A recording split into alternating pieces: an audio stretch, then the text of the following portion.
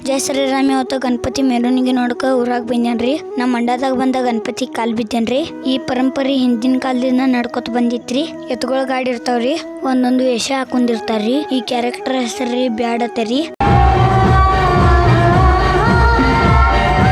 ಈ ವೇಷ ಹೆಸರ ಕಾಂತಾರ ರೀ.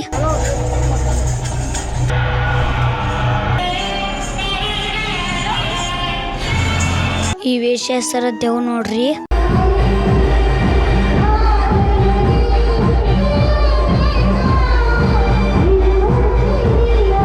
ಈಗ ಬಂದ್ ನೋಡ್ರಿ ರಾಮನ ಬಂಟ ಹನುಮಂತ.